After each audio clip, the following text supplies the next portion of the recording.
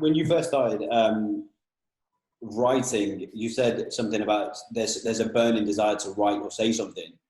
Now, a lot of young writers that we speak to are always like, I don't know what to write about. Is there something that you do in order for you to go inside, or does that just come up at certain points in life that I need to say this as a writer, I need to say that as a writer? Is there something you can do to stimulate that, or is it just kind of an organic process? So you're saying when a young writer says they don't know what to write about, or it's like, look, I mean, there's nothing more difficult than staring at a blank page. Every writer will tell you that, right? But just in terms of what you're referring to, as far as they're not sure of how to proceed, or they're just like looking for something to write about at the beginning. Looking for something to write about, because I'm a firm believer of you should write about things that affect you and touch you the most. Now, a lot of young people at an early age, they don't quite know, and I even went through the same process as well. I was like, I don't know if I should write about this, I don't know if I should write about that. Is there something that you can do in order to not validate what you're thinking, but to bring forth what's really going on inside, if that makes sense? Does that make sense? Sure. I mean, I think the oldest saying in the book is write what you know. And write what you know doesn't mean, hey, I've never been to war, so I can't write about war. Or, I've never, I don't know, been in the 19th and 18th century. I can't write about the 18th century. It's just to say, write what you know when it comes to an understanding, a feeling, a connection, a spirit, right? I can feel a spiritual connection to Malcolm X. It doesn't mean I'm Black. It doesn't mean I'm, I've ever been a civil rights leader or activist, but I can spiritually connect to that character, or, to something that he was standing for, right? That's to say, write what you know in terms of your soul. And our souls, thankfully, are tremendously ancient. We're not here, from just, a few years of life on Earth. I think the more you delve into the artistic exploration, which is really, in its deepest sense, it's the hero's quest. It's, and it's like discovering yourself and realizing that your journey is not just claiming something new, but actually reclaiming something ancient that's inside of you. Remembering these moods, these feelings. Why am I drawn to things? It's like you have to ask yourself, since you're a child, you're drawn to certain worlds. You're drawn to certain stories, right? You're drawn to certain characters, certain archetypes, right? That's all reflection, I believe, of what your soul knows. And so these are the things that you want to start by writing about, like what really is essential to what your soul is, what you're interested by.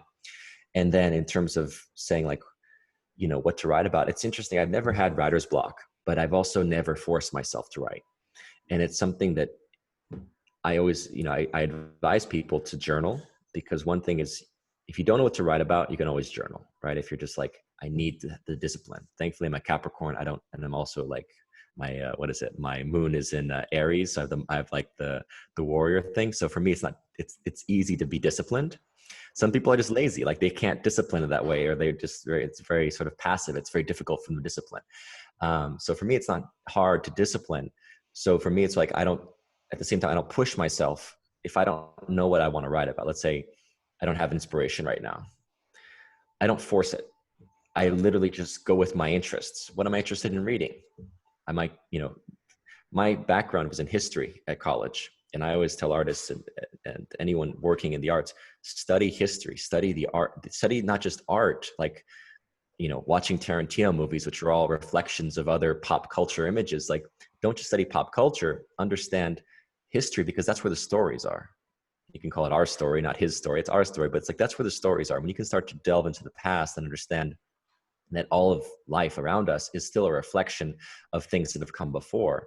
So when you start to expand yourself into that world, you can be inspired and draw upon plays from the past, ancient stories, ancient traditions, and not even just ancient, ancient can be 20 years ago. It can be, 30 years ago, obviously. But the point is just being able to look to areas of interest that then inspire. So, in my case, it was more from history, but that also comes to the very like modern social culture, pop culture, things like this. Always studying, always reading, always absorbing, and then taking it in and sort of, you're an alchemist. That means you transmute, you take the raw materials of the earth, you take the raw materials of things around you, and you write notes. You can jot down dialogue, an idea, a visual, a character, whatever. You just start to you keep a notebook always on you, or a pen always on you. You write notes.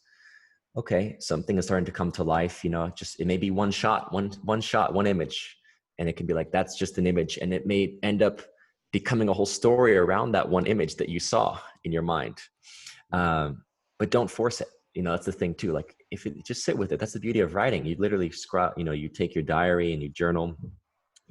I dream journal. Things from dreams, and sometimes I'll look back and be like, wow, that could be a movie just in itself, if I have the energy, obviously. But that's another thing. It's like you don't want to just start writing without the energy to do it, because writing a script is not going to take you less than a month. I don't know if the Rocky story is true, that Stallone wrote it in 3 days, but it must have taken years of thought. Take 3 days, because it's energy. You're literally reverse engineering a nuclear explosion when you create a film or create a script, because you're taking all this energy and having to put it into this capsule that's literally just this page, whatever it is, 100 pages, that's in your hand at the end of the day. But how much thought, energy, emotion had to live and exist to be drawn upon and then put into that script that's sitting there. And how much energy you draw upon is how dense that script's going to become. Mm-hmm. So a lot of scripts floating around are very light.